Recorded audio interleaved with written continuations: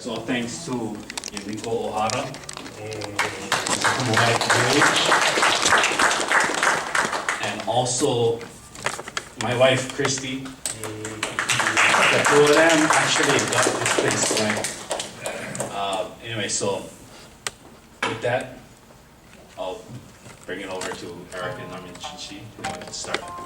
Alan.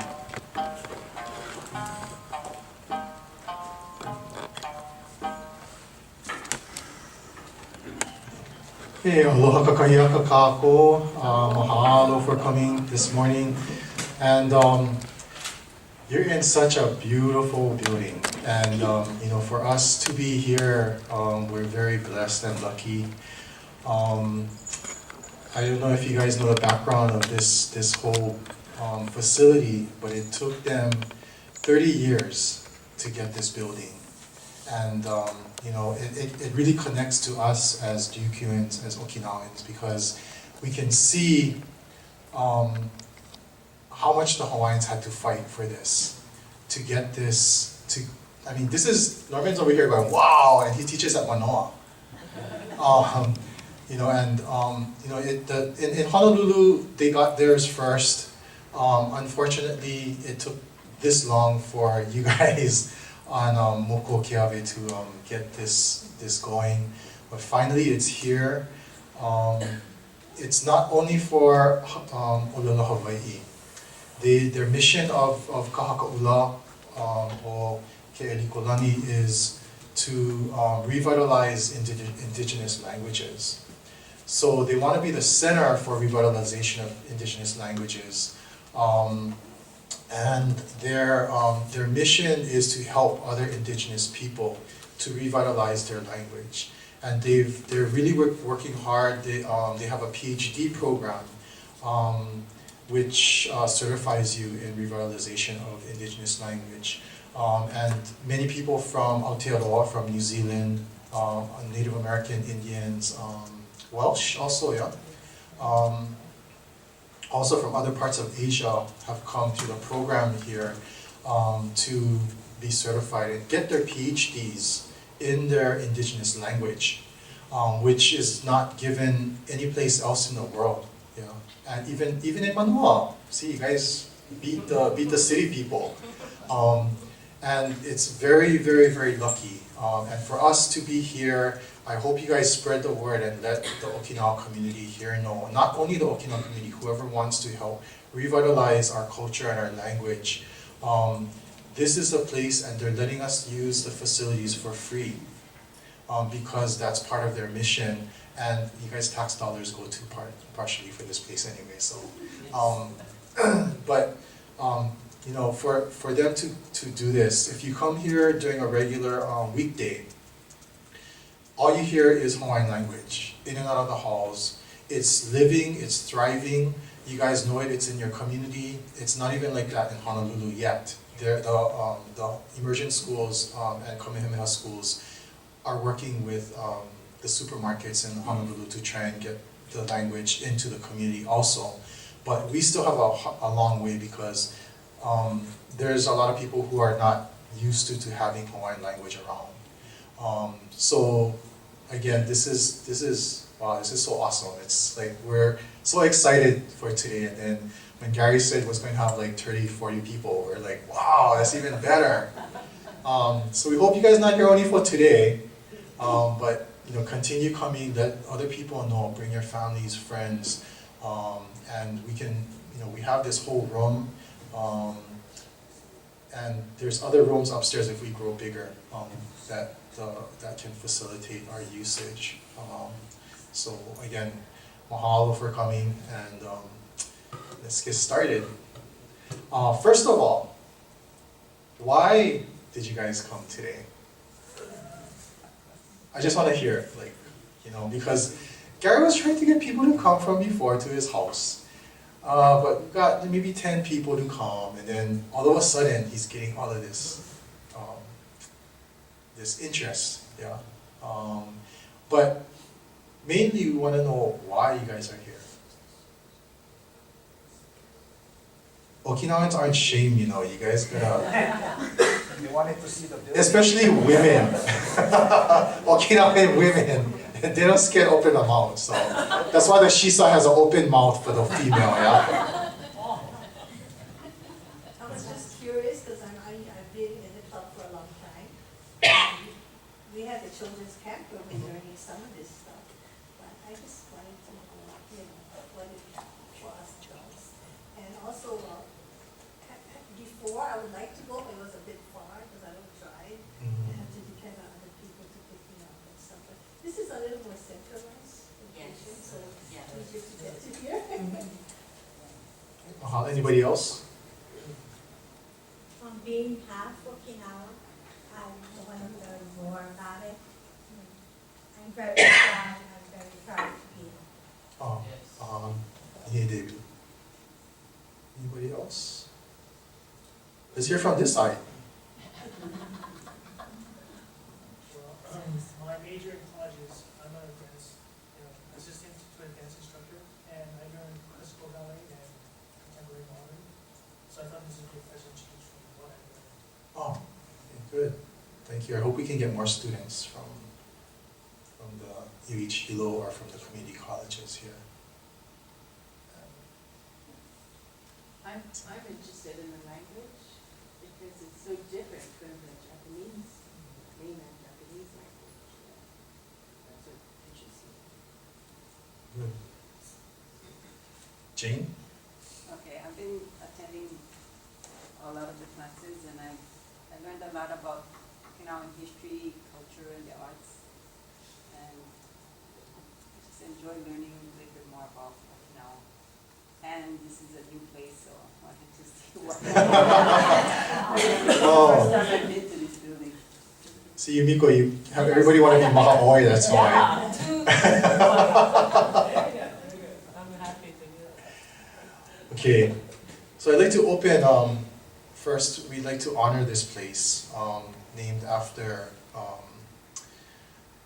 Princess Ruth, who was known for her very, very strict stance in keeping the Hawaiian language. She knew how to speak English very well, but she refused to speak English. She only wanted to speak the Hawaiian language.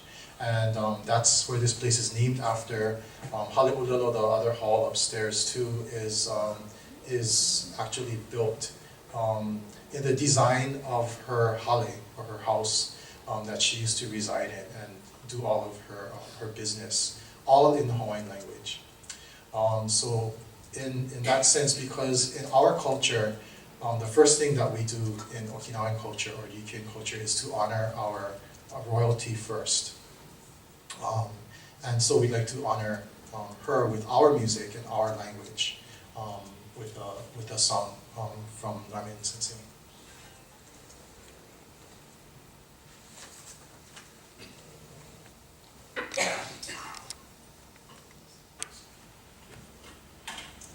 Okay, so the song that I'll be sharing is, actually it kind of takes a lot of different things into consideration. We're actually in the first month of the Okinawan lunar calendar is called Sobachi, which also means New Year. So actually we celebrate the New Year for a whole month.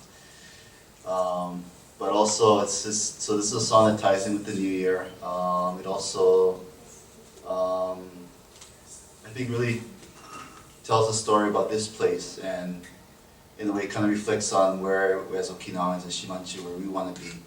The song is entitled Agichikuteng, and the lyrics talk about the pine tree. And so it says that from only 2 shoots, 2 leaves in the ground sprouts and becomes a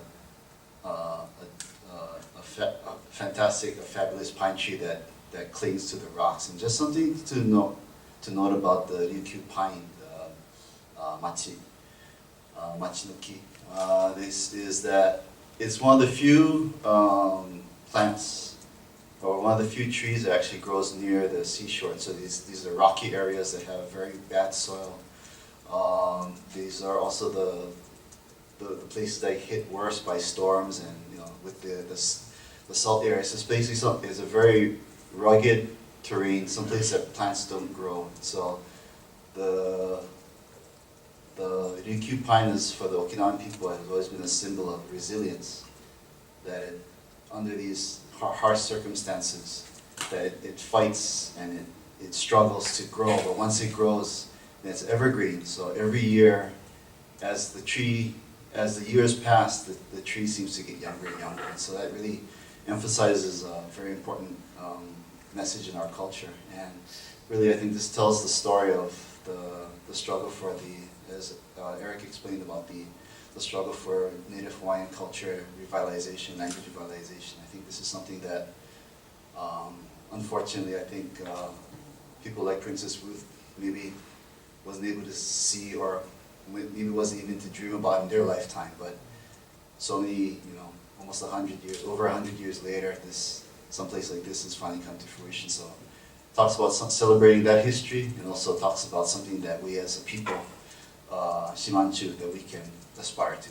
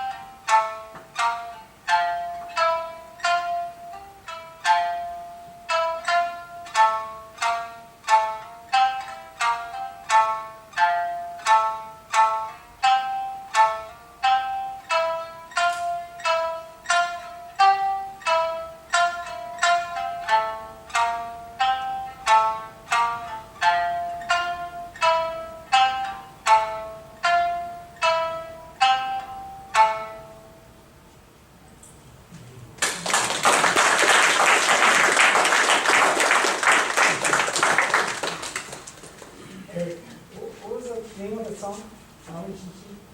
Agichikute. A-G-I-C-H-I-K-U-T-E-N. Agichikute.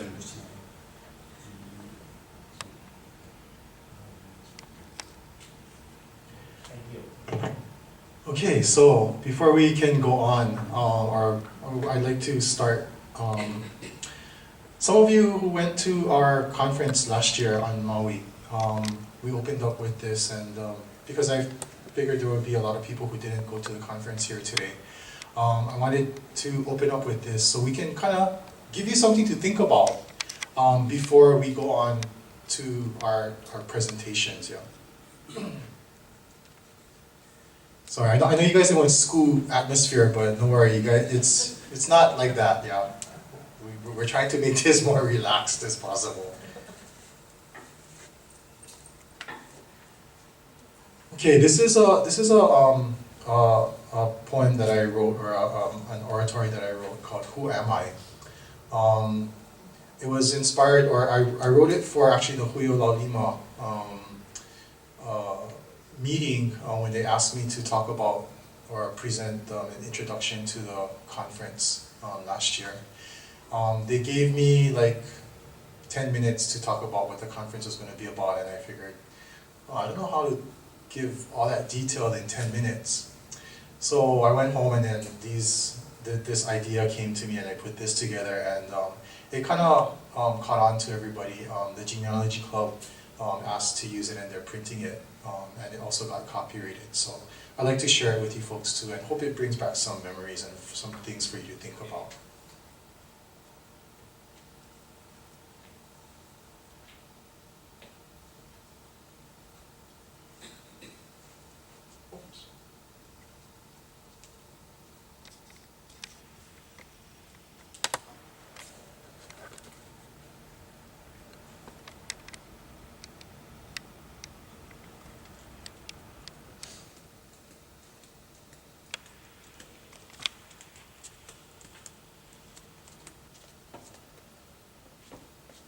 Okay. All right, who am I? Should we move forward and forget about our past?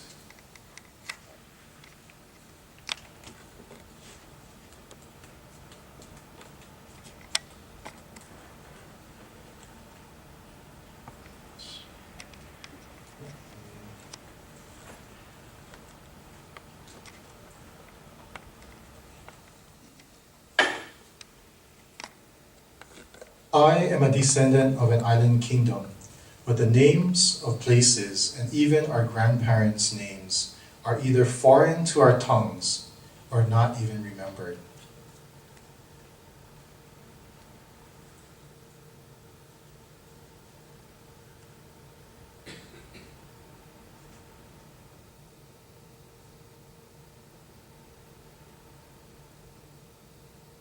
How can we go on claiming who we are if we cannot call out the names of our ancestors or recognize the culture and traditions that should be sewn to our skin and sung in the songs and dances that connect us in our common to our past?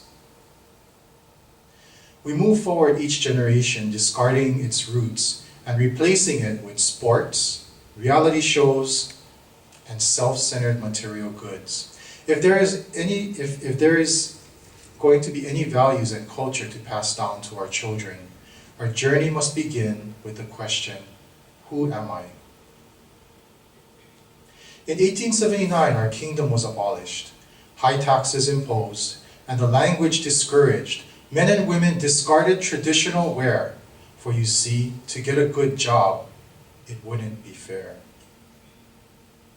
The children at school would utter their tongue, but a plaque of degradation around their necks were hung. By speaking their language, they were told, "You're stupid." No jobs they could hold, no rights to claim to. Colonization, assimilation, subjugation, and discrimination. Lives of the people began to change. It was still the same islands, but starting to get strange. Looking in the mirror, their faces were the same, but forced changes made them wonder, who am I? In 1900, they heard of a dream to make money across the sea and islands of riches and a chance to become free. They left for Hawaii for less than a dime a day, working the plantations, hearts heavy. They realized they just may have to stay. They thought they escaped the prejudice and hard life pace, but now in the camps, they were put down for their race. They were listed as Japanese, but treated as lame, for you see, we Ryukyuans were not of the same. On immigration papers, their names connected to family blood. Ufugusku, Kanegusku, Nakandakari, and Kyang, now unwillingly changed to Oshiro, Kaneshiro, Nakamura, and Kiabu. Many gave up their language of their birthplace, you see, to avoid laughing and ridicule and have friends or left to be. Drinking and gambling became things of solace, to forget the hard life and dream to go home. Now in Hawaii, starting families anew, they began to wonder, who am I? War came and Okinawa's islands were asunder. The news broke hearts and left everyone in teary wonder. Gathering pride and taking responsibility of their own, they realized they needed to send help if there was any hope to be sown. The sanshing and dances raised money to send, and back in Okinawa, resilience of the people would not let them bend. Understanding responsibility from blood connection so far saved thousands of lives, connecting hearts separated afar. This was the understanding of who am I? The third generation encouraged to finish school. Along with that came Japanese language too. Many sons and daughters were still being told, don't say you're Okinawan. You Japanese. It's the same mold. I remember the Gigi and Babans at picnics and parties as they sat and talked of old days while songs of their homeland played in the background. Their language was different and music too, yet we always went in respect because it was what we had to do. The values and gestures have given way to something new. Instead of community, it's all about you. Baban's tattooed hands, her silvery hair, the love for her family, it's all become rare. She always remembered our names and birthdays too. Giving life to her family was what she would do. Her warm smiles and laughter and kachashi too is all but a dream since she left at age 92. How much do we understand of our ancestral thread? It would help to save our identity and pass it on before we're dead. What is the value, you ask, of knowing who you are? It makes a world of a difference if you just look at the stars. As we move forward, we look back at our past. Our guides connect to the future, so there will be no last. Learning from our ancestors gives us foundation anew. The blood that runs through us is not all about you. By understanding your history, language, and culture, you add clarity and color to your picture. 1,000,000 pixels, not just a few. The more you have, the more beautiful for you. Our culture and identity is a rainbow of color. If we succumb to be colonized, it's a monocolored world or duller. Who you are should not be just a word, so open up and reach deep inside. Your ancestors want to be heard. Without language and culture, you disconnect from your roots. So take off your mask and stop looking afar. It just takes some work to find who you are. Reconnect and learn your ancestors, your guiding star. So don't just say it. Live and breathe who you are. Look into your heart. Your journey isn't far. And then you will know who am I is really who you are.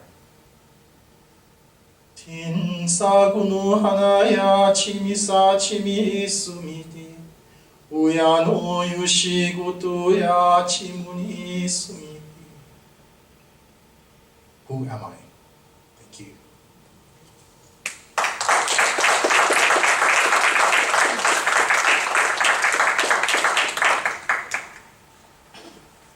Okay, hopefully that brought back some nostalgia or some things for you guys to think about. Before we go into the language presentation, can I get any comments of what your emotions were or anything that you might be thinking about right now from the who am I? I remember when my teacher and father was alive, we used to go out and visit them in Mountain View. And whenever we go there, Father would bring a whole table full of food and just the other day, my husband had opened up a bologna. But I said, and I really miss her. And whenever I hear Okinawa songs, I get so homesick and I cry. And I can smell the burning of the weeds, when Jichon used to make a food oil. It was just too much. When I went to Okinawa, I really enjoyed that. Anybody else? This problem, brother? Well, I was just talking with my daughter last night because she just came back from Okinawa, and she was saying that there, some of the older people we know call her by her middle name, which is Akemi. And she says, oh, you know, she's in Japan now, and the names are all different from what we were named too. And I realized like our parents and us we have Japanese middle names, not like our grandparents who are named like Nabe and Ushi and Tsuru and Kabe. You don't hear those names. Anybody else? One of the big things that I remember from coming to Hilo, to Okinawa functions maybe 20 years ago, and comparing it to how it is now, it's just like any other clubs or any other Okinawa organizations. It's changed a lot, participation wise, even purpose. Yeah, what is, people are asking themselves now, what's the purpose of the clubs? Before, again, like how I mentioned in the presentation, it was because of our issei, our GGs, our babangs. Everybody went, and as a young kid, I didn't have a choice. I didn't get asked, oh, you want to go today? We're going to go to Shinenkai, or we're going to go to picnic. It was just like, come, we're going. And even to go to the house, it was, let's go Baban's house. It wasn't, oh, what do you want to do today? Are you going to go out with your friends? Or, oh no, we have soccer practice. Oh no, we have baseball practice. Those were not the priorities then. The priorities were always to go to Babang's house or Gigi's house and see them and be with them, whether we could understand them or not. And our priorities have changed now. And I think that's what we kind of need to be looking at if we're going to revitalize our culture and our communities again. To, I guess, try and energize our families to see the importance. And one of them is a children's camp. But like what we're talking about with Gary is to revitalize it where it's not only that 3 or 4 days of camp for the kids, it's a continuation of working with the kids and having the children to keep on experiencing their culture, their language, or whatever they've had during that time, so that it becomes part of them. It becomes something that they can identify themselves with again. Because growing up, we didn't have a choice. Some of us liked the music, some of us hated the music. But there are some of us who grew up and said, wow, I remember those days, I didn't like it back then, but this is what I want to do now. And it was all because of the exposure to what we had when we were small. And I think the exposure needs to come back again more and more. And we talk about children's camp. This what we have here, I think, is an adult camp that we can have every month. And I think we need that to help train ourselves. Just like how the Hawaiian community trained their people to go and teach the children who are the future. We have to, in Okinawa, we think, our elders always thought about 7 generations down the line. And we also have to think about our 7 generations down the line, how that's going to affect us. So let's look at, I want to show you or go over what, some things about Okinawan language. Before we can go into any language session, we need to learn the background, or we need to know the background of Okinawan language.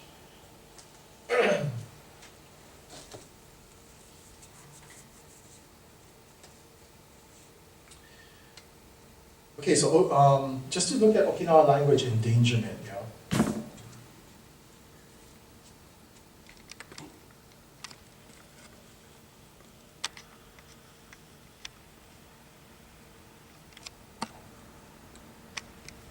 Okay, so LooChoo, land of propriety.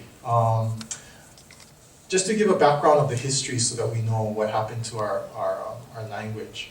The kingdom of LooChoo, and I'm going to refer to LooChoo in the Okinawa language. Most of us know LooChoo, that is the Japanese language. We want to use our mother language, our native language. So we're going to be referring to LooChoo as LooChoo. And if you guys get used to it, use that language, use our language of referring to LooChoo instead of LooChoo. Kingdom of LooChoo was recognized and respected by Asian countries because of the trade that they did and relations with neighbors. It brought LooChoo peace and prosperity. So much so that the Emperor of China made a plaque, and you can see in the background the Shirei no Mon. That plaque that you see there, it's a replica because it was destroyed, but it was rebuilt again, the plaque was put back up, and it means land of propriety. So much respect, because the people of LooChoo or Okinawa were so giving, were so hospitable, had so much aloha. Just like the Hawaiian people were described to in history books, yeah. Unfortunately, just a note, the plaque that you see there, it was changed by the Japanese or by the Satsuma. When they saw this, the kanji or the Chinese characters, the last character is kuni, but this kuni or character for country is kind of like a country under a country character, yeah. The original character was actually the regular character for country, yeah, independent country. Satsuma invaded LooChoo in 1609, but it left the kingdom in place, but put high taxes on the Okinawa people or on the people of LooChoo, because at that time, if you know Japanese history, they weren't allowed to do trade, yeah, or Japan, China had closed off, and they would give their silks and stuff like that to LooChoo because of their relations. So Japan wanted all of this, all of the good stuff from China. So this was the way that they did it, was they went and took over LooChoo and started getting the things from China that way. And that was the way that Okinawa people had to pay their taxes. Yeah. Fine arts were refined through suffering, which means that the weaving, Okinawa weaving, the lacquerware, making of awamori, which a lot of us like, what else? The ceramics, all of that became a lot better actually because of this overthrow. Because LooChoo found itself between two countries, yeah, and they had to show or refine their work, and because of paying taxes, and Satsuma was very strict about this. The cloth that was woven at that time, or the Okinawa textiles, the women were punished severely if there was any mistake. Some of them were even killed if there was a big mistake in the roll of fabric. And they took this as payment for taxes, yeah. So because of that, they had to make sure that their work was good, was almost perfect. The lacquerware was one of the big things that they traded or they gave to China as gifts. So you're not going to give the emperor in China something junk. So although China had their own lacquerware, LooChoo developed a more fine and elaborate lacquerware, where it was taken as very, very valuable gifts by the emperor of China. Okay, 1879 comes and there's the overthrow, the final overthrow or the taking over of LooChoo, and I'm going to say the illegal annexation of Okinawa by the Meiji government. March 11th, 1879, LooChoo Kingdom was abolished by the Meiji government. 500 soldiers came in unannounced to the castle in Shuri and went into the castle and told the king, tomorrow, move out, you're gone. And this belongs to Japan. From tomorrow, it is a prefecture of Japan. It's no longer a kingdom. This began the cultural genocide and enculturalization of our people.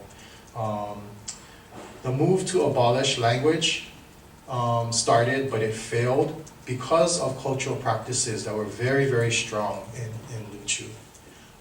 Especially with the prayers, and we're all familiar with how our jijis and babangs went to the butsudang. Well, we have butsudang here, but in Okinawa it's called totomeya, to pray to the ancestors. And because of our close connection to our ancestors and the rituals and things that we had to do during the year for that, the language was kept alive that way, although the Meiji government wanted to severely suppress the language.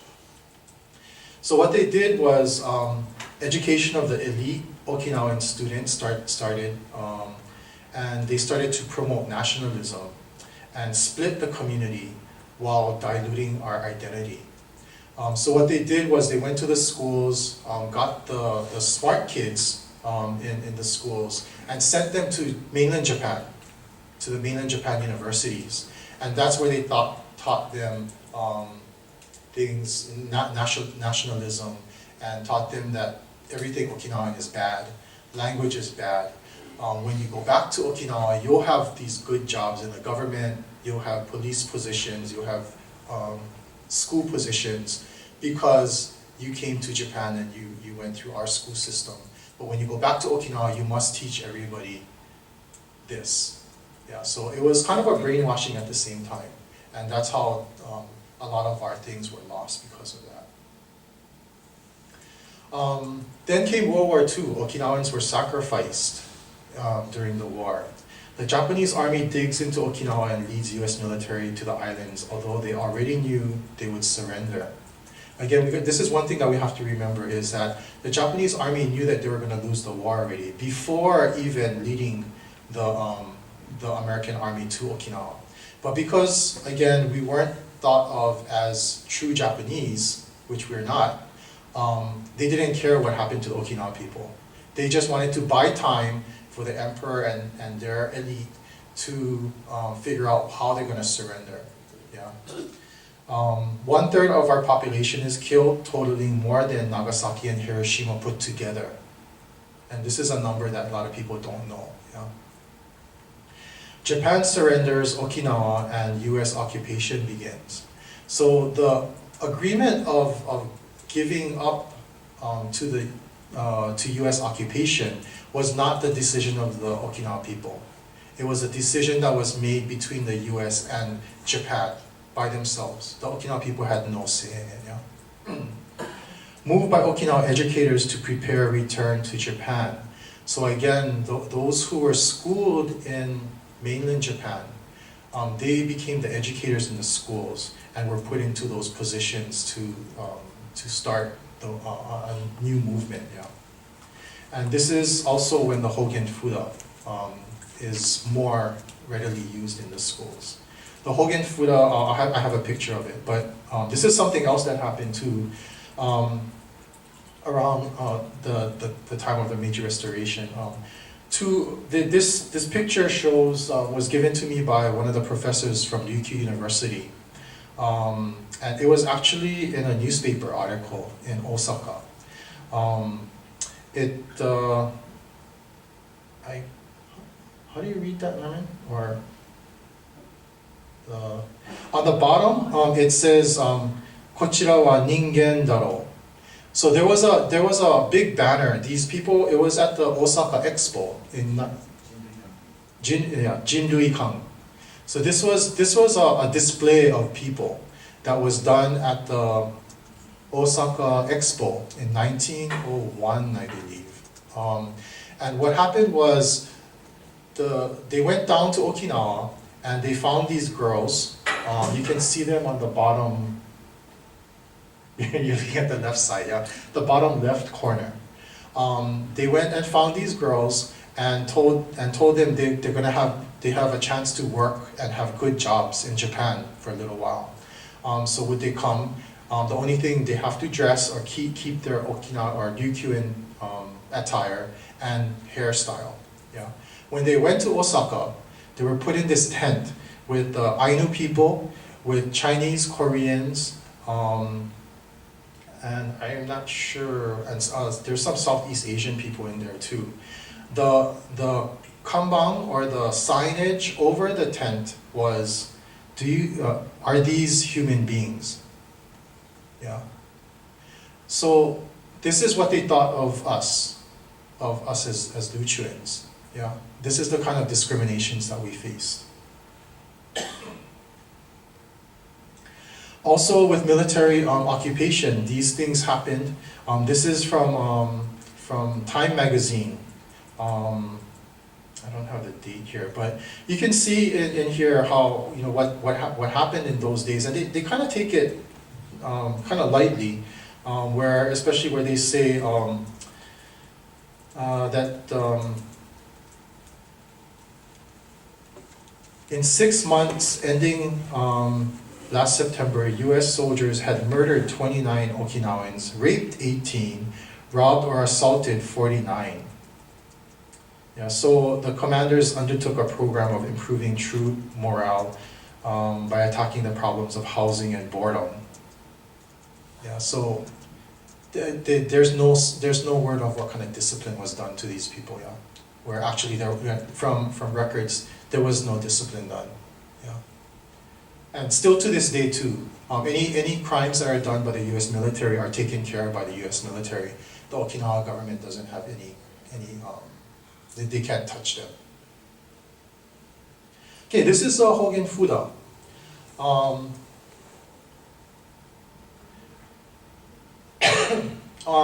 one side, this was done in the schools. If you spoke Shima Kutuba or Okinawa language, or in the southern islands too, the island language or your native language, you were given this to wear around your neck.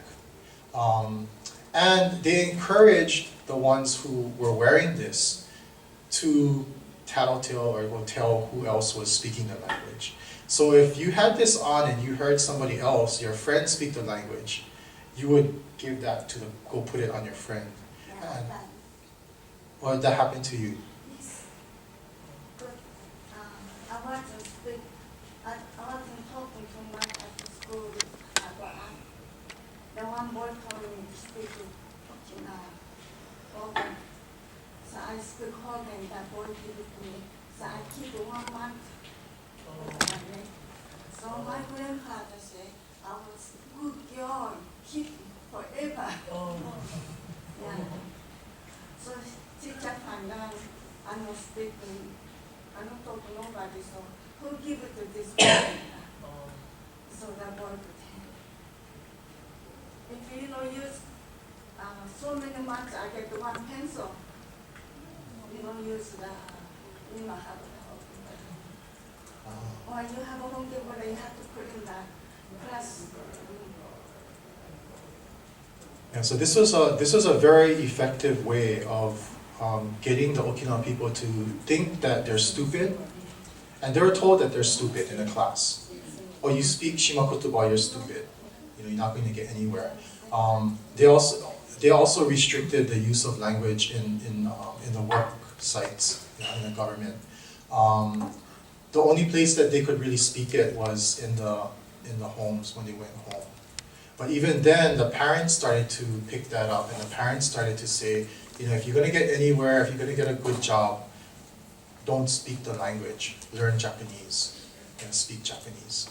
And this started the whole mindset of you know, the clothes they changed, the hairstyles they changed, the girls cut their hair, which is very, very, what is that? For Hawaiians, to cut your hair, it cuts off the mana. Yeah. It was the same thing for the women in Okinawa. The hair was very, very sacred. And how they hide it and then use the hairpin. And all of this assimilation into Western and Japanese culture was what partially killed a lot of our identity. Yeah. Okay, so this is another picture of one of the other students. This is from Ishigaki Island, where this student was made to wear the Hogen Fuda. So also in some areas, like one of my dance students, she was saying that one of her friends was punished, and they would not only like I guess she was lucky when she says that they were made to do what is that? What do they call that when they clean up and detention. Some of them were taken to the principal's office, and for 1 hour they had to repeat to themselves, I'm stupid, I'm stupid, I'm stupid, I'm stupid, I'm stupid, I'm stupid. And also they were made to sit on the ground, Japanese style, with bamboo slats between their legs, which hurt, which cut into the skin, yeah. And this was all punishment for speaking the language. So native language use drops 90%, 95% in just 60 years. Yeah. So even to this day, there's about 5% of the population that is fluent in speaking the Okinawan language, or Shimakutuba, I should say. Japan's colonization efforts gain momentum with decline of language. Okay, so this is very important to remember now. Language goes, your identity goes, and your culture changes. Okinawa's pride in culture and traditions wane, and currently those affected by the Hogen Fuda years cannot speak but understand. So we've had professors come from the University of Ryukyu's and come and visit us. They come to visit our Okinawa language workshops that we have in Honolulu. One of the professors especially came, and he kind of started to tear up the first time he spoke Shimakutuba, because he said that was the first time he felt free for those words to come out of his mouth. Because until then, he said it was like he was afraid to, or that he was just not able to have the language come out of his mouth. And to feel free again, to speak the language that his parents spoke to him, or that he was raised up in, he said was very, very, very acknowledging of his roots and of his ancestors.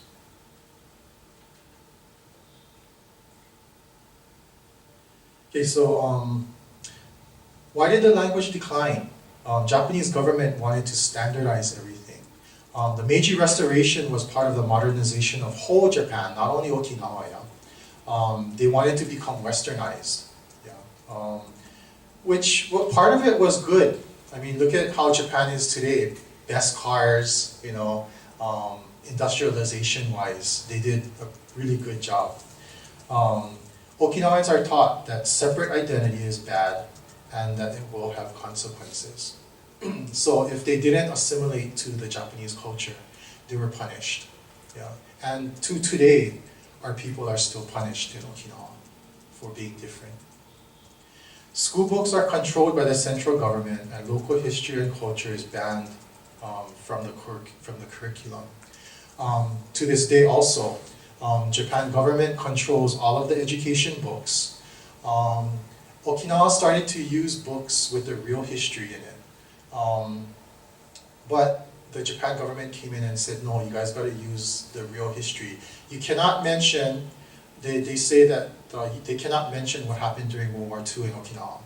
They don't want the story of the poison and the grenades given to our ancestors to commit suicide. They said that has to be out from the history books. Don't talk about that. That's not true. They tell the students or the people that it's not true. I had a personal experience myself going to the Performing Arts University in Okinawa.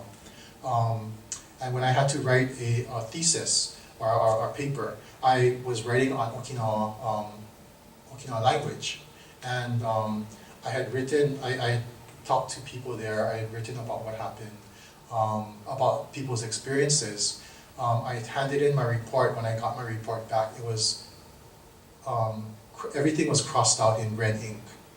And it was all the factual things and stories of what happened to the people that I interviewed, about their punishment that they had because they spoke Shimakutuba. So this is still going on, in Okinawa.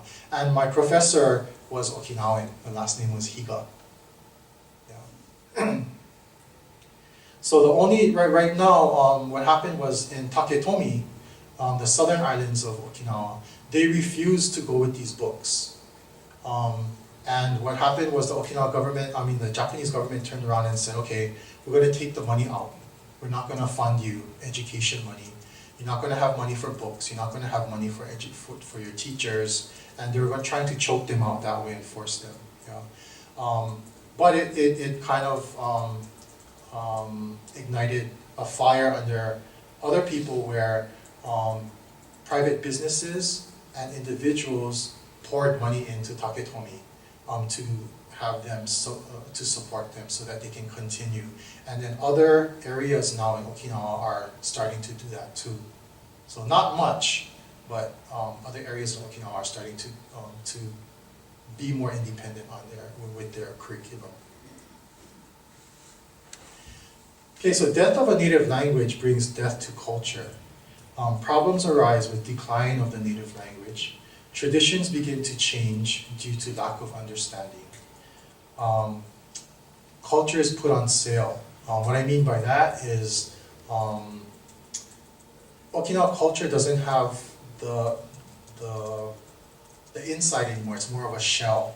And even today we see that in Okinawa, where because most people don't understand what the language is, Okinawa culture is just something that's done for the tourist. Yeah, they have what they call Shimakutuba Day.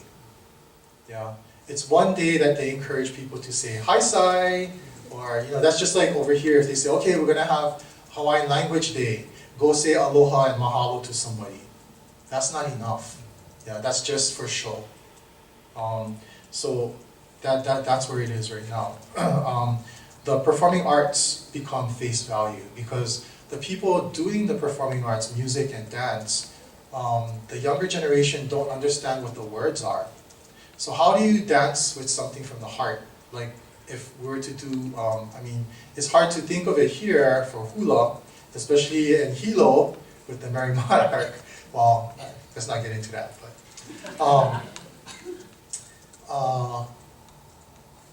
it's like that in Okinawa, where the young people and even those who are becoming sensei don't teach in the language anymore. So how do you explain to your students what the song and dance is about, where it's from, how it's connected to them? What is what is that? What is kauna in English?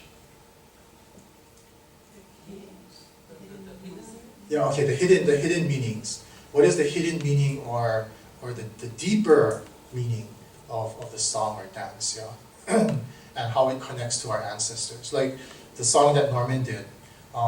The words and the song goes back hundreds of years, and it connects to our ancestors. It connects all of us who are hearing it. Hearing the melody, hearing the words. Those of us who are Shimanchu, it's the same thing that our ancestors heard. So by hearing that, it connects us right away to our ancestors. It makes us part of them. Yeah? And that's what's so important about understanding our language and our music and our culture. Yeah? Ancestral place names are changed or abolished. Now in Okinawa, I don't know, anybody here from Gushikawa area or Katsuren? Or like Tamagusku? Tamagusku area. Your place names are now changed to Nanjo City or Uruma City. Yeah? Because what they did was they got all of these surrounding cities and towns to become one, to consolidate as one. This is a movement by the Japanese government to, again, dilute our identity and our culture. We as Shimanchu are very, very, some of you already know that we're very clannish, yeah? It's like, oh yeah, I'm from Gushikawa, you're from that other village, yeah? And each village has their own identity, has their own rituals, has their own special songs, language, and by bringing everything together like that, it dilutes everything and it makes us forget in the future. And how do we connect back to our ancestors if Gushikawa isn't there anymore, or Tamagusku isn't there anymore? Yeah, especially when we relate back to our ancestors, and the Okinawa way of talking to our ancestors is you say, "Oh, I'm so and so from this place and this place," and or I mean, you don't talk about yourself first. You go from your ancestors first. You are this person, born of this person, born of this person, born of, you go to your genealogy, and then you talk about the place, also connecting to the place where your ancestors are from, and that's your roots. Yeah, but that's the part of the colonization and assimilation part, to make us think that we're Japanese and make us forget about our roots and further dilute our identity.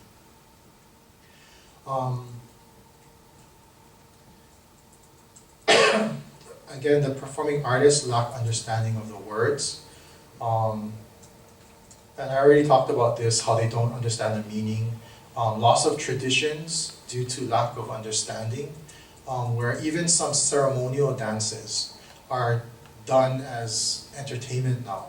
One is Asa. Yeah? Asa is supposed to only be done a long time. And the word Asa is very sacred, coming from the Omorososhi, the book of sacred chants. Yeah? There's stories of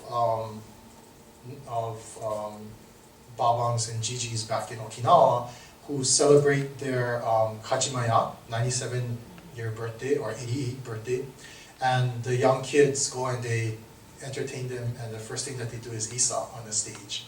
And they stand up and they say, "What are you trying to do? You're sending me to my grave early?" Yeah, because these songs and dances are meant for the dead people. It's not meant for us living. Yeah. But again, that's part of lack of understanding. Nobody's teaching them anymore what the traditions are. Yeah? Everybody thinks, "Oh, Okinawa identity, let's do this." Yeah? And that's part of the protocols that are ignored. Yeah?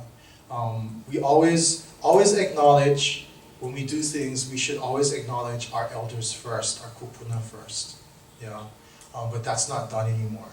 Yeah? Everything again is about yourself first. No initiative to do research. The performing arts teachers, like, and it's sad to say that my teacher in Okinawa, don't do research. All they're worried about is their name becoming popular, how much money they're gonna make, and kind of like the ama crab, trying to get above and beat everybody else. Yeah, so that's what it's become in Okinawa. The dances and music begin to lose the Okinawanness, where we see new dances start to be created, and it's not, the clothes that you see may look like jazz dancing with the leotards and not Okinawa hairstyle and things like that. That's okay, you can be modern, but it shouldn't be called Okinawan dance, it's modern dance. And to even create something like that, you have to have your foundation in the basic of what and where you come from first. And many of these people don't. Yeah. Okay, so one important thing is UNESCO recognizes Ryukyuan languages. Also, very recently, within the last year or 2 years, we have been recognized by the United Nations as an indigenous people. Yeah. So UNESCO recognizes Ryukyuan languages. February 2009, UNESCO recognizes the language of Ryukyu as some of the world's most endangered. Yeah. Ryukyu language, or LooChoo languages, there's 6 languages. Amami Oshima, or the Amami language. Then there's the Kunjang, or the Kunigami language. And then the Okinawa language, Uchinaguchi. And Miyako, Yaeyama, and is that 6? And Yonaguni. Yeah. Oh, I'm sorry, I have it right there. And again, we're using the word Shimanchu. Most of everybody says always Uchinanchu, Uchinanchu. This is a new thing, and this is also what, well, I refer to as trying to be inclusive of everybody, which is positive in a way, but also it's negative too, because that way also you're trying to include everybody without the respect of other languages and other cultures that are within the LooChoo Kingdom, or within the LooChoo archipelago. Yeah? Because the Miyako and Yayama people do not consider themselves Uchinanchu. Uchinanchu is a term for the people on the main island of Okinawa Island, on Uchinawa only. That's why we say Shimanchu. It includes everybody from Amami to Yonaguni. Also, when greeting people before, you would say, "Oh, you saying Shimanchu, yeah?" Because if you're from Hushikawa, you would be considered, you would relate to that person as, "Oh, that's a person from the same area as me." Not only being from Ryukyu, but also from the same area.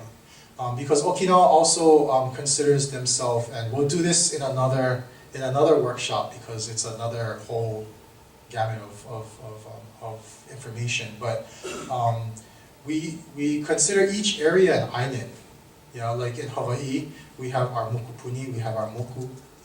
In Okinawa too, each village was called an island or shima.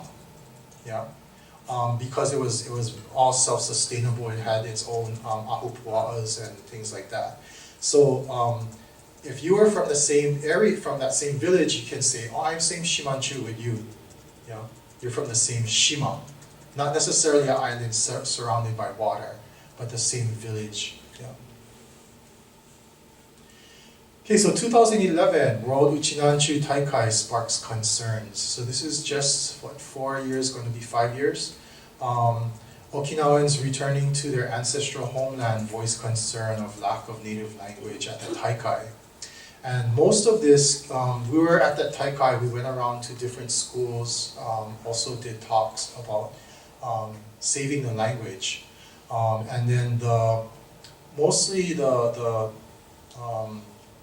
South American Okinawa clubs had a big voice to the government in saying, "Where is the language?" Because the theme of the Taikai was all in Japanese. Everybody was talking all in Japanese. They were pretty angry about that because they said, we come from far place, we come to this Taikai, come back to our homeland, and we don't hear our language being used. So that was a big thing, and it made an impression on the Naha City mayor, who is the current governor of Okinawa. At that time, Mayor Onaga, who's now Governor Onaga, declared the use of Shimakutuba in the sessions of the Naha City Council. So they had to open and close their sessions using native language.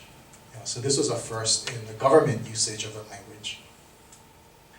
Move to promote use of language is pushed by government and businesses. First, all Okinawan prefectural native language gathering is held and supported by local government. So just a couple years ago was the first Shimakutuba Taikai, where all the different clubs of kids came to this one place and they did presentations and performances all in Okinawa language.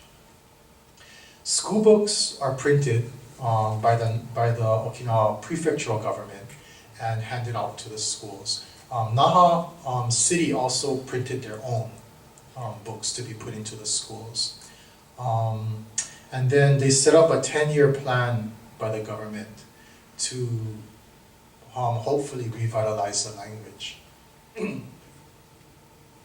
Okay, so all of that nice positive stuff that we just talked about, but there's some problems that are facing this revitalization. Again, I talked about the Japanese government uses Taketomi Island as an example. So that scares some of the areas in Okinawa. They don't want their monies to be taken away. No qualified teachers. So although they have these textbooks printed for the schools to be used in the schools, the teachers in the schools are saying, "I'm not qualified to teach Okinawan language." And It's very easy books. If we were to show it to you today, you could pick it up. Really, really easy. It's animated, cartoons, and it's very, very easy language that they have. But the teacher said, I don't have a certification in Okinawa language, so I don't want to do it. I don't have time. It's not required. Those kinds of excuses all come up. Yeah. Lack of confidence and support, so that's part of that. And then departmentalization. If you ever go to Japan, or the way that I like to describe it is, everybody knows what a bento box looks like, yeah? Bento box, the rice is over here, your okazu is here, this is here, this is here. That's Japanese thinking. Okinawan thinking is champuru, yeah? We're all mixed up. We have things from Southeast Asia, from China, from Korea, all over. That's our plate lunch, yeah? Japanese way of thinking is like a bento box, or like a kaiseki meal, where everything is in a compartment. And that's how they do education, and that's how they think. That's why the teachers, they don't, although they can teach it by just using the book, because they're not certified in it, they're not going to touch it. They don't want to be involved with that. Yeah. So even when I talk to some of the professors, like the Performing Arts University, who's going to start classes in Okinawa language for the students there, I asked them, okay, are you going to have history and connect the music and dance to the language too? Oh no, we have the textbook. It's fine that you have the textbook, but are you going to teach the history of and connect certain things to our language? Because our language is living, our language has kauna, has deeper meanings, has connections, and the way that we use it. Like if you're gonna teach Hawaiian language, when you teach the word aloha, are you just gonna say it's just for hello and goodbye? You can't do that. You have to teach the background of it too. Yeah. So they said, oh no, we cannot do that because I'm not certified in teaching history. I don't know, I can't do this. That's the history teacher's kuleana, or history teacher's responsibility. It's their responsibility. Yeah, so this is how the lack of support is. And also lack of resources, yeah. Senior native speakers will be gone in 10 years. So this is one big problem that we have. Here in Hawaii, we're almost to zero, yeah? Except for people like who came from Okinawa, who live here now. Our issei are gone. We don't have our Manaleo issei anymore. Yeah. Comparing it to the Hawaiian revitalization. Unfortunately, Okinawa people, not in a negative sense now, don't take it in a negative sense, but we were illiterate. We didn't have a written language. Yeah. The Hawaiians had hundreds of newspapers that were written in the Hawaiian language. They had a 97% literacy rate in Hawaii. That was taken away once the language was made illegal in the education system. Unfortunately for us as Okinawans, we had no written language. So everything goes away faster. We don't have anything to reference. Yeah. And then our native speakers in Okinawa, we still have a lot. But here in Hawaii, zero except for the people who moved here from Okinawa. Okay, so look to Hawaii and international indigenous brings hope. Research in the Hawaiian model. So again, for us, Ukwanshin Kabudan, our work is to revitalize the Okinawa culture, identity, language, traditions, music, dance. And we found it very easy to do this when we use the Hawaiian model, because the Hawaiians have been very, very successful in their revitalization efforts, although they have a lot more to go in their fight to revitalize. I mean, we can see it with this building, yeah, and what we have around us. Realizing connections with Hawaii and Polynesia. Our Okinawan culture also has Polynesian and Hawaiian similarities in some of our rituals. The hajichi, the tattoos on the hands, there's documented proof from the Commodore Perry's crew who documented and sketched everything. The designs that they have on the hands are very Polynesian. You don't see it anyplace else except in Polynesia. And it connects to some of the designs that the Hawaiians had, and also to Aotearoa, to the Maori. Outside Okinawa communities push for language. So South America, also Los Angeles has a Shimakutuba club, and then also in Hawaii, that's what we're trying to do. We have one in Honolulu, and then also here in Hilo with you folks. And then Keith Sensei goes up to Waikoloa side and works with the people that come down from Kohala and also Kona. So this is a process of decolonization, and we have to start a process of decolonization.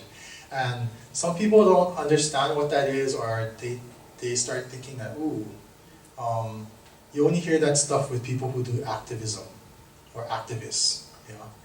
Activist does not have to be a negative word. It can be very positive. All it means is somebody who's doing an act of something. Yeah, that's being an activist. Either you be an activist or you be a dead dud. Yeah. So we can be an activist. I mean, you're very used to having activists in this island, which leads in very big things, to very big things, very big positive things. And that's what we need to do first. But again, part of it, and I think for some of you or all of you who heard the presentation at the beginning, when you start thinking about the past and how, you know, all of these emotions start coming up, like, oh, I miss my bawang, I miss my Gigi. I miss those days where we all used to have potluck. I miss those days when the old people used to bring all the food to the Shininkai and it was all homemade instead of catered. You know, those things bring up things that cannot be taken away from us. And that's all part of the decolonization. We have to start thinking again about how we can be more Okinawan and be Okinawan 24/7 in our culture. We don't have to speak the language 24/7, but don't be afraid of doing Okinawan things, because that's what some of our Issei had to go through. They were so shamed because they were discriminated against that they stopped speaking their language. They stopped doing Okinawan culture. They brought up their children to be Japanese. Yeah? And that time of being shamed is gone. It's time for us to reclaim who we are again. Yeah? So again, the process of decolonization. Current problems boost fight for revitalization and identity. So such as the base issues in Okinawa, also the textbooks, all of those kinds of things. If you know who you are, if you know your identity, if you can claim yourself, that's why when I refer to Okinawa and the Okinawa people, I say our people. I don't want to say the Okinawa people in Okinawa. We shouldn't separate ourselves. We're the same thing. We're connected no matter what. Because you don't hear the Hawaiians in LA saying, oh, those Hawaiians in Hawaii. Yeah? They stand with the people, with the Hawaiians in Hawaii. They're the same people. So we shouldn't separate ourselves from our homeland in Okinawa. So we should look at what's happening in Okinawa all the time. Look at the problems that they're facing, and be aware of it at least. Yeah, you don't have to do anything, but at least be aware of what's going on. Okay, so I just put this in too. After the overthrow of the Hawaiian Kingdom in 1893, the Republic of Hawaii banned the use of Hawaiian as a medium of instruction, which lasted for 100 years. This is taken from Imiloa, a signage in Imiloa. And again, this is to show us that there was this that happened in Hawaii, that we also experienced in Okinawa too, maybe at a more severe experience, yeah. And we gotta remember that the Hawaiian language was banned from the schools until recently, 1986, yeah? And I remember this going to school, the Hawaiian kids in my class were put in the back of the class, they were never made to sit in the front. The teachers also used to call them stupid and telling them that their families are all in jail and that kind of stuff. This is in my mind still yet. And the teachers who were doing that were Okinawan and Japanese. Yeah. Okay, so this is a very, very important saying that I'd like to pass on to you guys. Okay, is that supposed to be olelo or alelo? Alelo. Okay, alelo ka hoe hulia. Language keeps us on course to our identity, which is true. Yeah. Some people say, oh, you don't have to speak the language. That's true, you don't have to speak it, but at least have some kind of idea of the language and have some kind of connection to it, because it is our identity. Yeah.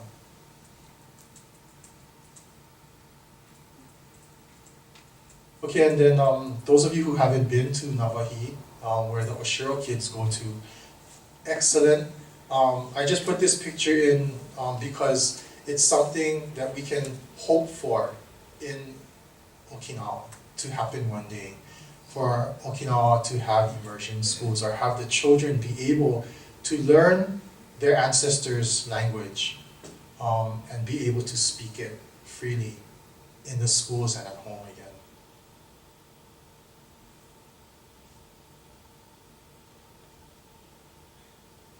And then some pictures of Kabudan here. And within the community, you guys are so awesome to have the language in the supermarkets. I wish we had it in Honolulu. And these are two women who I met at a conference here two years ago already, yeah? At the SILS conference here for indigenous language. They're from Aotearoa, Maori. We were sitting with them, and also there were some Okinawa government people that I brought with me to this conference. And there were a couple Hawaiian people there. The reason why I put this in is because I want to share with you what happened, and which I think is very important to thinking about the revitalization of our language. The government people from Okinawa came, and they always call us up and say they want to go to the immersion schools, especially here on Moko Keawe. And so we take them to Navahi. There's been different groups that went to Navahi and Punanaleo, and also in Honolulu to Kamakau and to Anuenue. But every time they come, they go back, and we don't hear about what's happening after that.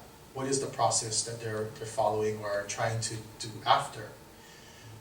So when they came here, there were also people from Taiwan, also from Jeju in Korea, who don't believe that they're they're indigenous Koreans, yeah? Yes. The indigenous Koreans that speak a different language. And then also, I forget who else, but anyway, they're all happy to see Okinawa people there. They're like, wow, you guys finally realize that you guys are indigenous and you guys have a language and you guys are participating in this conference.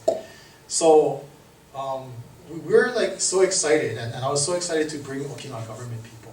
So they went to this conference, met everybody, we went to the immersion schools, they went to Navahi, they cried because they saw the kids speaking the language, and they were like, wow, we wish we could have this in Okinawa. And so I told them, I said, you guys can. You gotta do it. You cannot say, I wish. You have to say, I want. There's a difference between wanting and wish. And then also, we sat down at the table with these people because they wanted to talk to the Okinawa government people. First thing Okinawa government people said to them was, especially to the Koreans and to the Taiwanese, is don't talk to us about politics. They didn't want to talk about the base issues, they didn't want to talk about politics. And so, so the Hawaiians and these two Maori ladies said, why? Why don't you want to talk about politics? don't you understand that politics is what is making your language die and what caused your language to be down to 5%? So they kind of just sat there and they're like, yeah, but. So the Hawaiian and the Maori representatives, or the Hawaiian representative told me in Hawaiian, asked them if they think that their islands, if they can call their islands their makuahine, or their mother, yeah. And so I asked them, I said, do you guys feel that your islands is like your mother? And they said, yes, Okinawans have a term for that, yeah. And so I said, why do you think it's your mother? And they said, of course, the islands give us our food. We get our food from the ocean. It's, you know, all of this. It's in our history and our culture. And so they said, okay, so that's your mother. That it connects you to your culture. It connects you to your language, your islands. So they said, do you realize that your mother is dying? And they said, oh. And they told them again, they said, your mother is dying. Your mother is dying. What are you going to do about it? And the government people started, you know, they teared up. And so they said, okay, are you going to let her die? What are you going to do? And they said, no, we have to save her. So that was very, I thought that was very powerful in making that analogy, because it kind of made them more aware. And they started talking about politics after that. Yeah. But it had to come from these people giving that analogy to them before they could open up. Yeah. So the time has come for Okinawa to rise up and claim what is rightfully ours. Our language, culture, identity, and islands belong to us through the bones of our ancestors and the placenta of birth that has been buried into our lands for generations. It is our obligation to continue our traditions and language, which identifies us as children of LooChoo. Language holds the breath of our ancestors. It holds our identity, it proclaims who we are, and gives us life to the next generation. Our language needs to live like the sacred waters which give us life. And this is the ending of my presentation for the language. Nihei debu.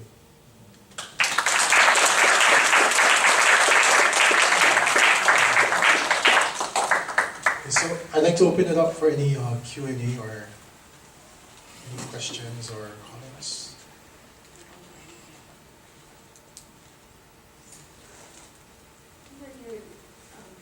Okinawa is under the Japanese land. Is there any friction, how are they taking it?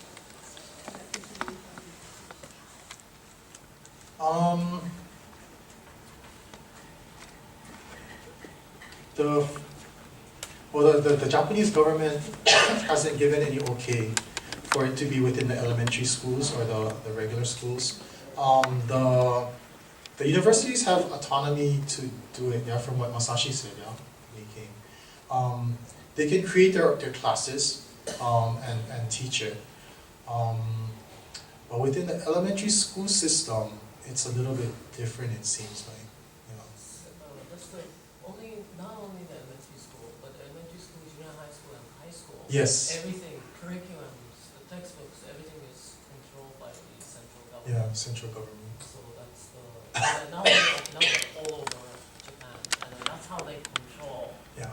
the curriculum, and then also the forced assimilation in many cases, Right. and not only in Okinawa, but so to control the what people know, what students know, like so many, not only about Okinawa, but what the Japanese government did in, for instance, in Korea Yeah. or China is not taught by to the Japanese students.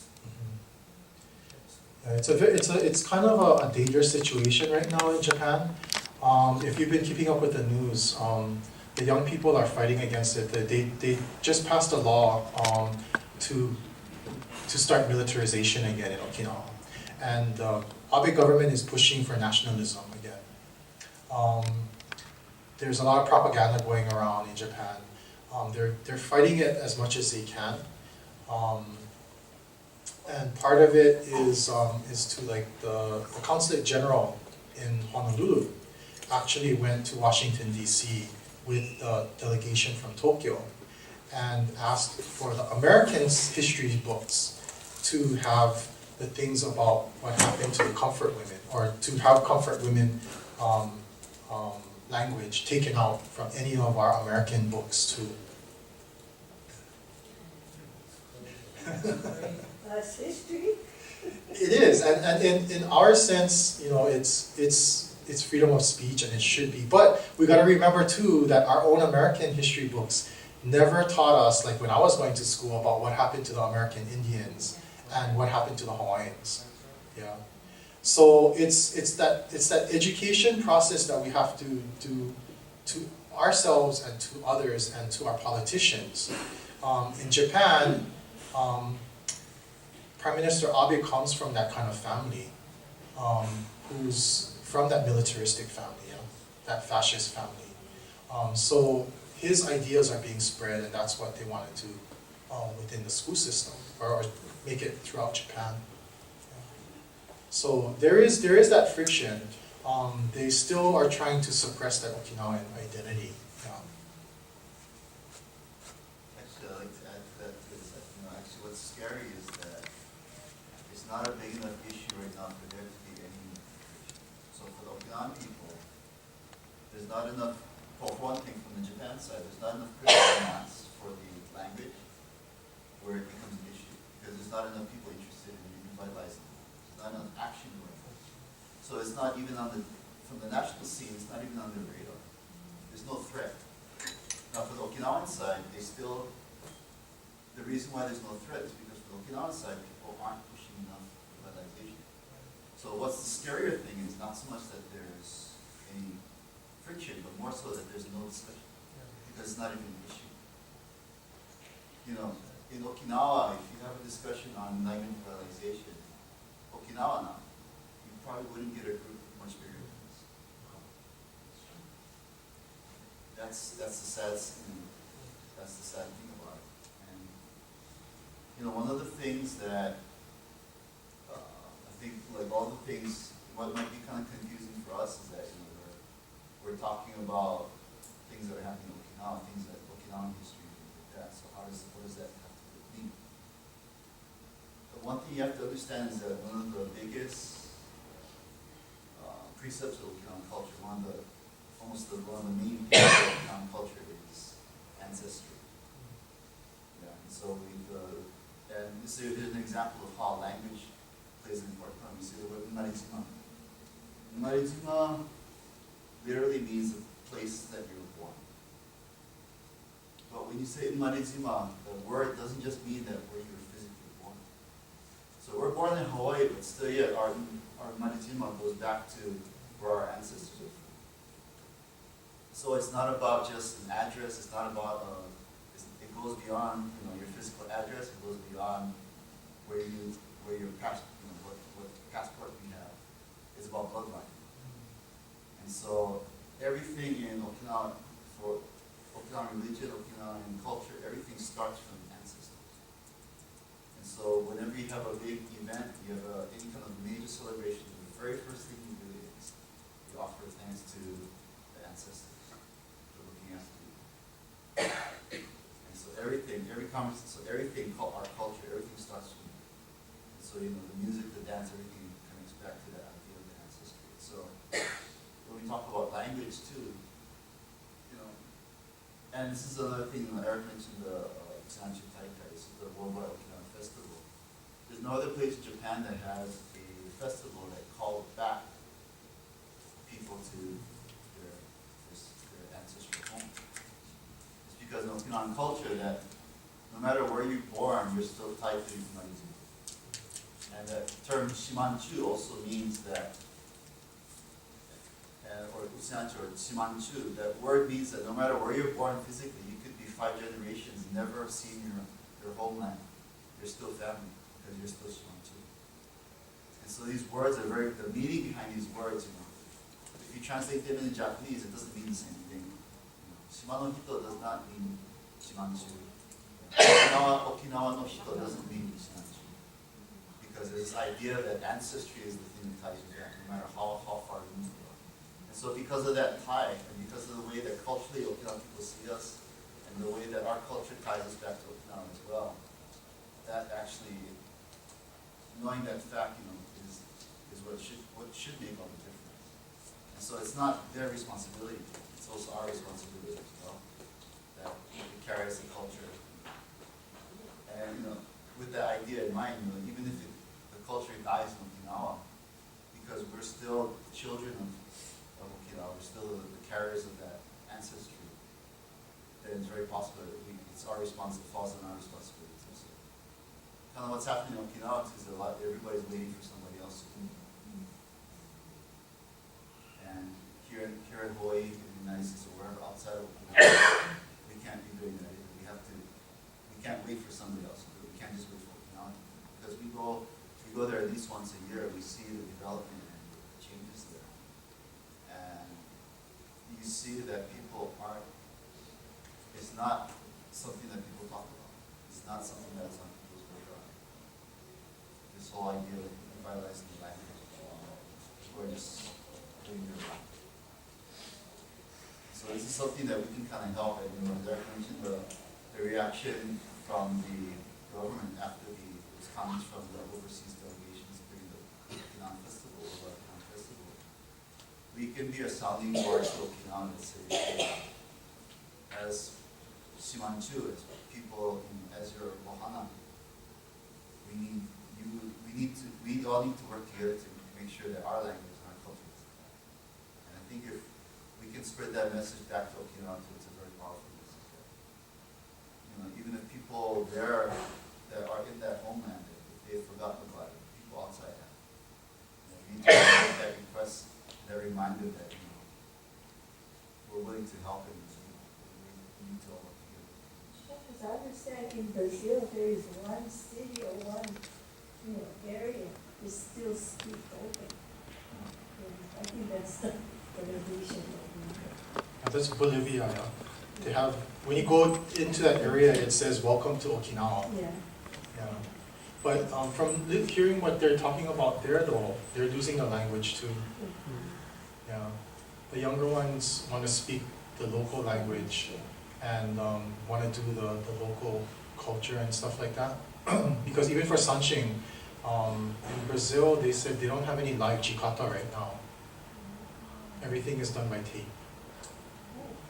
Yeah.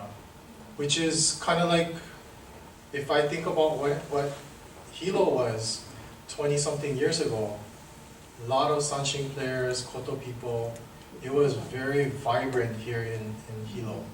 And what are we down to now? A handful of people. So it's really what we want to do. And again, he talked about responsibility. Yeah. So I mean, since we're on that, I just put up this information. We're having our second identity conference in Honolulu. Last one was on Maui.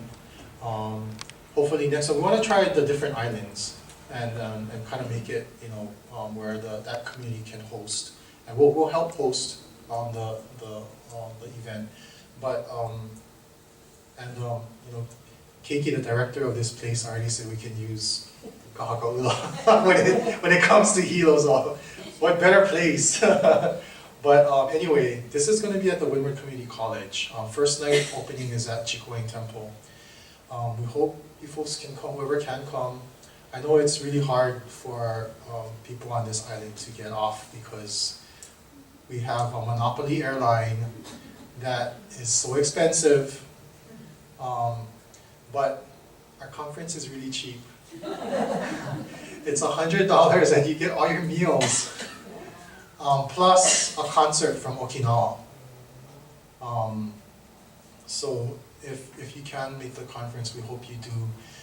The theme this year is responsibility, or doing our responsibility, Hichi-Okin, and knowing our kuleana.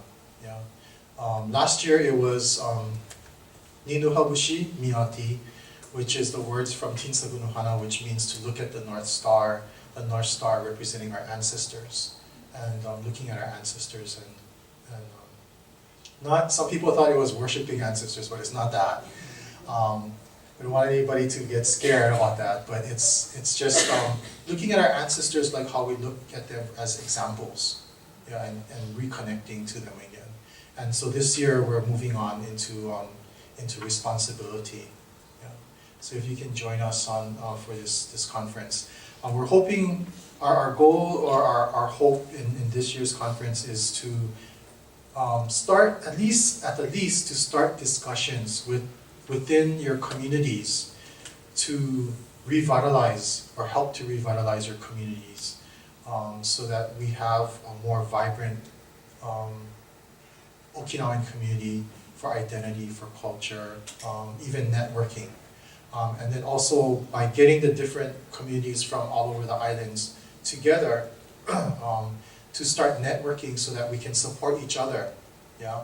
So that it's not just a Hui Okinawa event, it's an event that people, if you guys advertise it, that everybody can come, not only for the Haribo race, but everybody can come and help celebrate New Year's, or I don't know if you guys want people to come, but but you know, or at least, you know, if you guys have maybe performances or things like that, that it'll be more easy for you folks to, or for other people to feel like they can be part of it and come, yeah. So if you have any questions, we can answer some of that too. Again, any other questions on the presentation, or?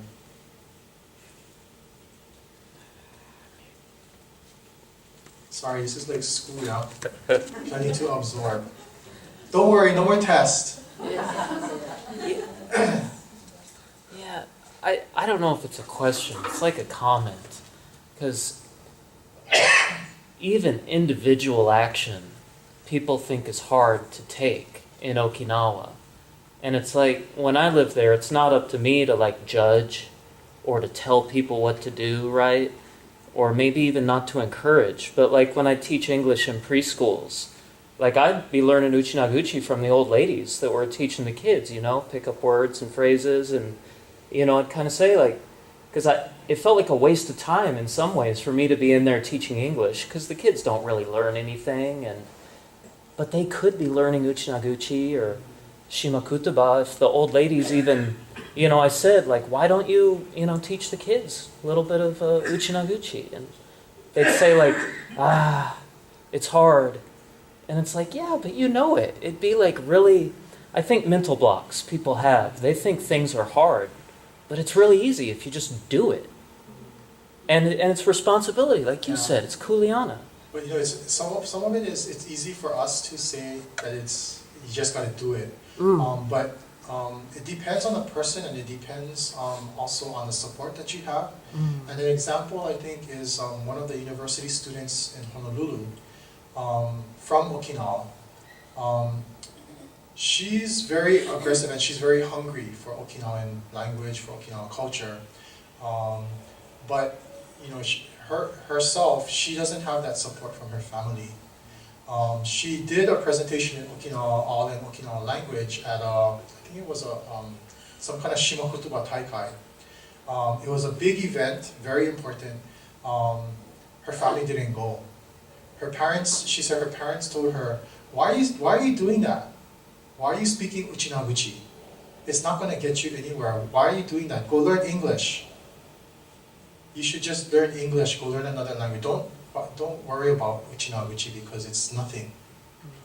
Yeah, it's not going to help you with your job. It's not going to help you with school. Yeah. So they didn't go. Her grandma went. Her grandma speaks the language, but her grandma didn't encourage her. But she said her grandma told her, "Oh, no, not important." Yeah. So she has that frustration. She thinks it's very important for herself because she wants to pass that on to her children. But she said she doesn't have that support at home. And she says that that's how it is with a lot of, that's why I was hoping there would be some other Okinawa students here to, you know, give their background so that we can see how it really is in Okinawa. Yeah? I don't know if Otane wanna say anything how it's back there, even with other students. But I guess all my family were in my shoes, they will come to realize that, you know, Uchinanchu here are more Okinawan than they are, and they think,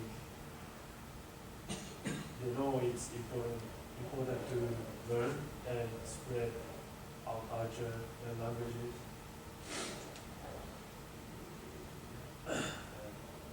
what about the other Okinawan students here? Do they think it's important?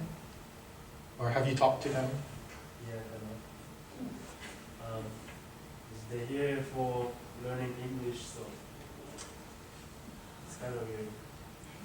Yeah. Again, I think it's that Japanese thinking. They're here for school. They're here for English. They're here for that purpose. The purpose is not to learn their Okinawanness or to connect to that soul. You know, it's not their priority. Yeah. Some of them really believe that they're born in Okinawa, they're Okinawan, that's enough already. So, you know, it's getting them to believe that whole thing of responsibility. Yeah. Any other comments, questions?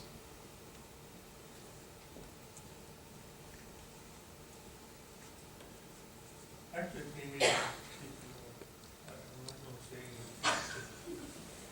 But Hurry up, we gotta go lunch. this, all of this is,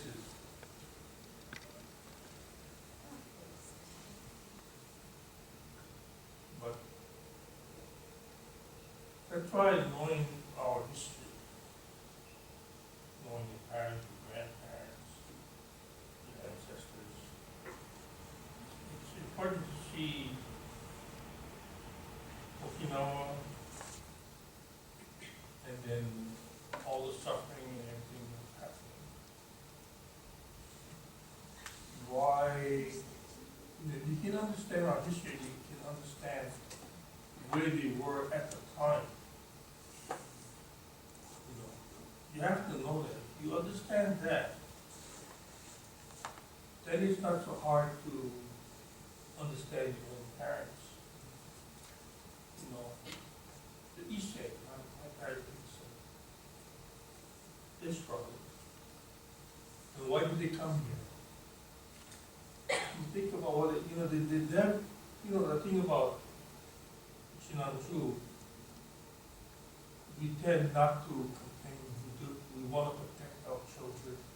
And that's the whole Shinanchu mentality, is to protect our family and our children. This is bred into us. So, if you understand when your parents came here, why they did that, and they didn't want to teach you Uchinaguchi, you know, like my parents, because they didn't think Uchinachu, Uchina.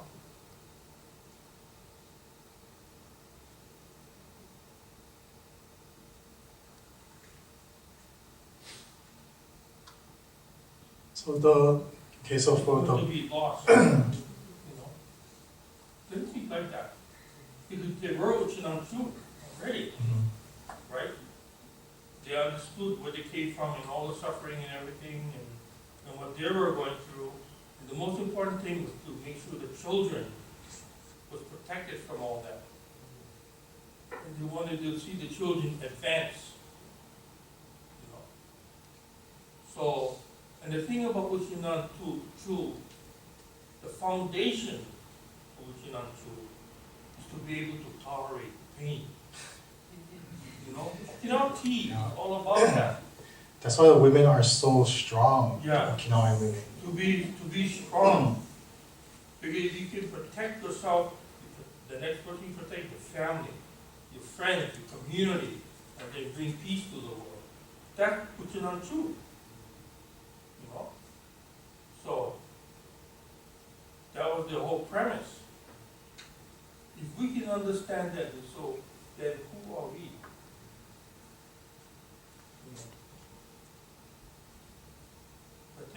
thing is that that's why it's so important to know that.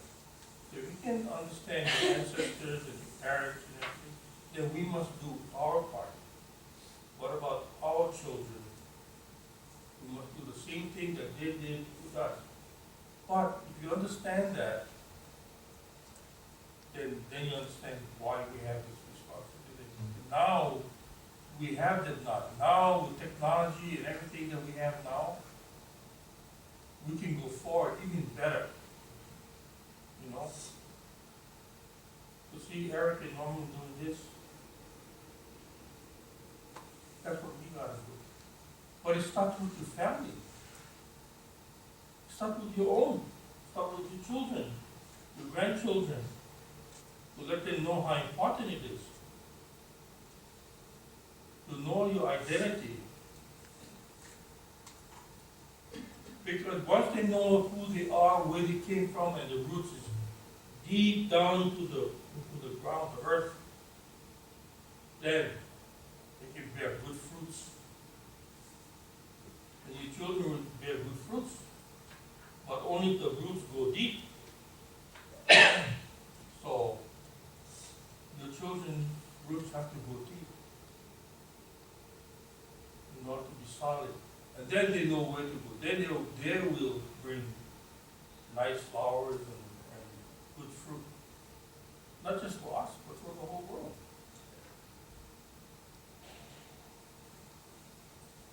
Before we go to lunch, just a closing remark, yeah. Like what he was saying, all of that is connected to, I think, if we look at a model of a house, yeah, the first thing they build is the foundation, right? If no more the foundation, the house going to fall down. Our first generation was our foundation, but the thing that was hard with that was our first generation came with a foundation. They were brought up in Okinawa. They were brought up with all of that. They came here.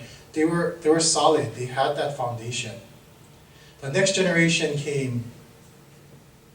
We instead of building or keeping that foundation or building our foundation from our first generation, we went inside the house. Yeah, we went in the house, and we kept on going in the house. But then the foundation now is gone. Our first generation, and all we have is the walls and the roof, and it's wobbling right now. Yeah.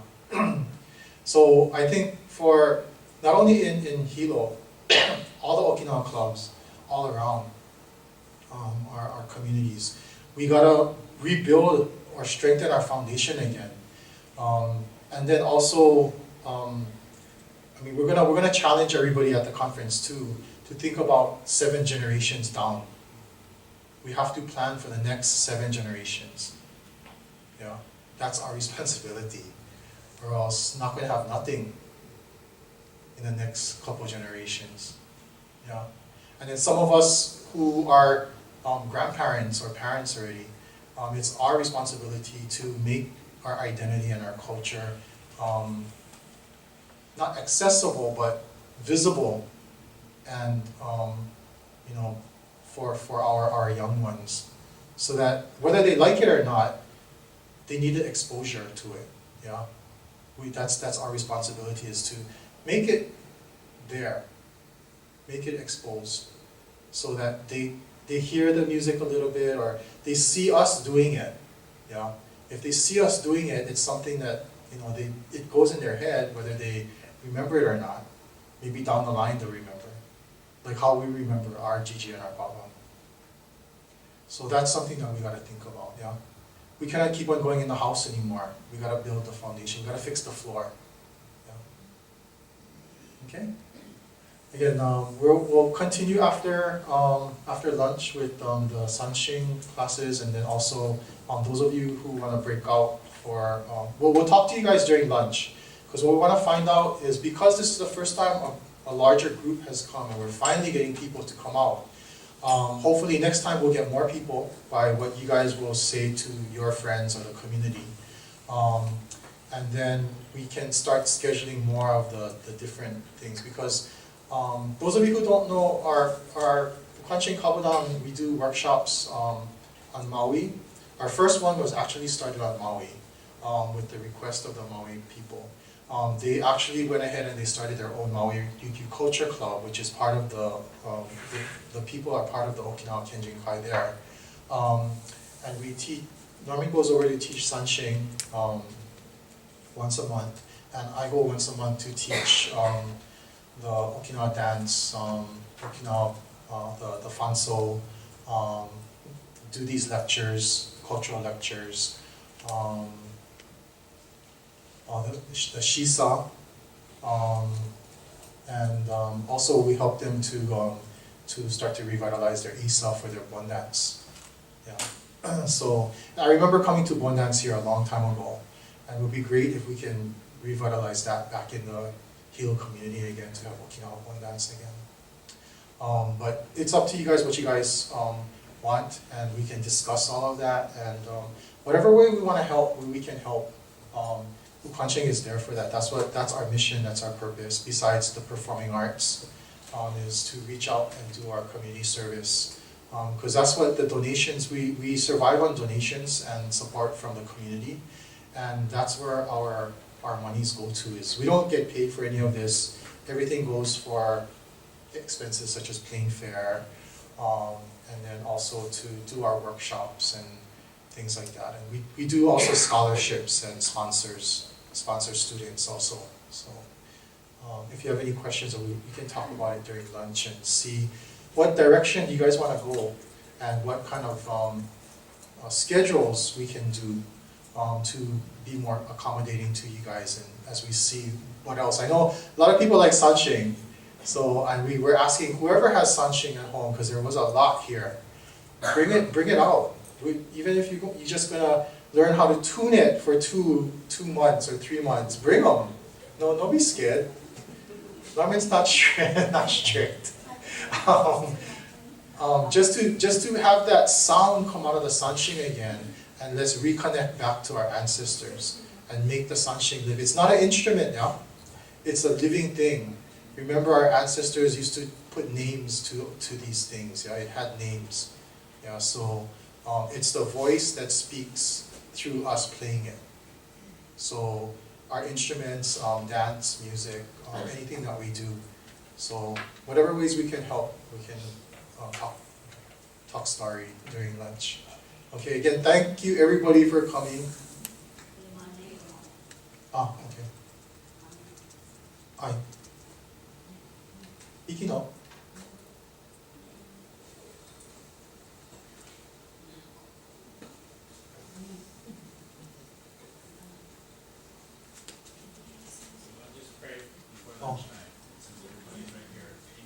We'll let the two Ashura boys do the grace. Mahalo.